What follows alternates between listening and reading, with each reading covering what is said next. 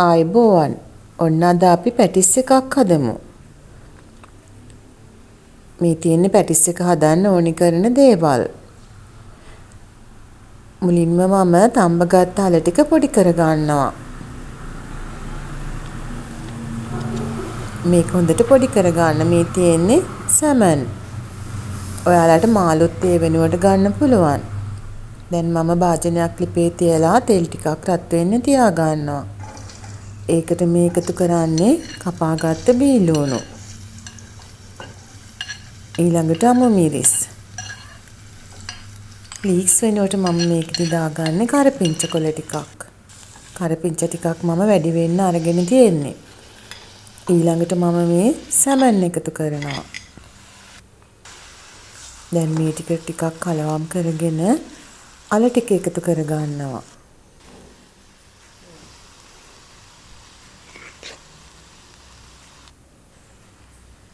දැන් මේ ටිකට මම කහ ටිකක් එකතු කරනවා. කෑලි මිරිස් හැන්දකුයි ගම්බිරිස් හැන්දකුයි දානවා. අවශ්‍ය පමණ ලුණුත් එකතු කරනවා. දැන් මේක හොඳට කලවම් කර ගන්න ඕනි. ඊළඟට මම මේක ටිකක් වෙලා වහලා තියනවා මේ ටික හරියනකම්. මේ පිටි මෝලිය හදා ගන්න මේ තියෙන්නේ පාන් පිටි. මම මේකට ලුණු අවශ්‍ය පමණ දාගෙනයි තියෙන්නේ. ඊළඟට තෙල් මේස හැඳි දෙකකුත් එකතු කරනවා.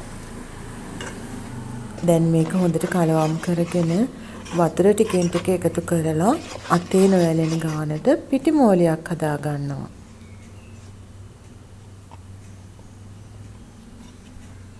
මේ බලන්න මම මේ පිටි මෝලිය හදාගෙන ඉවරයි. ඊළඟට මම මේ වගේ පිටි ටිකක් අතුරලා මේක උඩට මේ පිටි මෝලියෙන් ටිකක් දා ගන්නවා. දැන් මම මේක රෝලින් පින් එකකින් හොඳට තුනී කර ගන්නවා.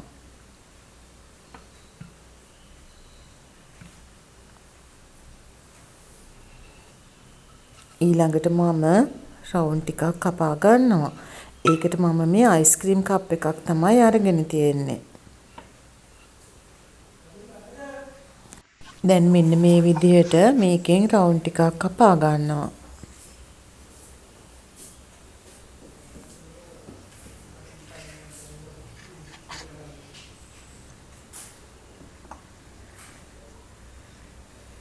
මේ බලන්න.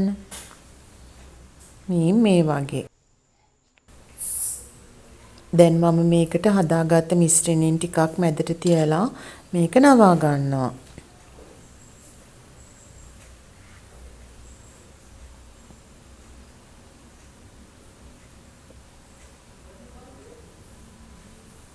ඔන්න හරි. මේ වගේ මම පැටිස් ටික හදාගත්තා.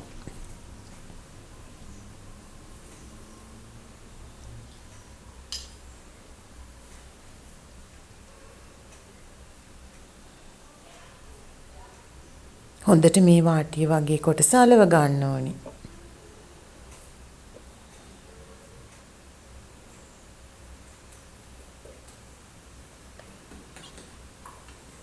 දැන් මම මේ අග කොටස ගෑරුප්පුවකින් මේ විදිහට හදා ගන්නවා. එතකොට පැටිස් එක ලස්සනයි.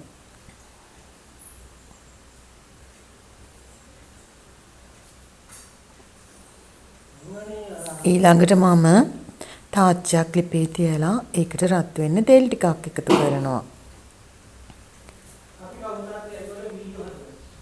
දැන් මම මේ විදිහට පැටිස් එකින් එක දාලා බෙද ගන්නවා. හොඳට මේක දෙපැත්ත හරවමින් බෙද ගන්න ඕනි.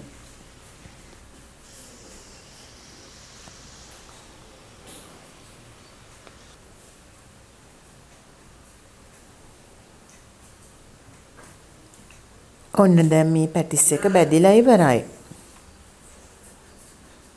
ඔයාලත් මේ වගේ හදලා බලන්න. මගේ මේ වීඩියෝ එක හොඳ නම් ලයික් එකක් දාලා කමෙන්ට් එකකුත් දාන්න. සබ්ස්ක්‍රයිබ් කරන්නත් අමතක කරන්න එපා. ඔයාලා හැමෝටම සුබ දවසක්. බොහොම ස්තුතියි.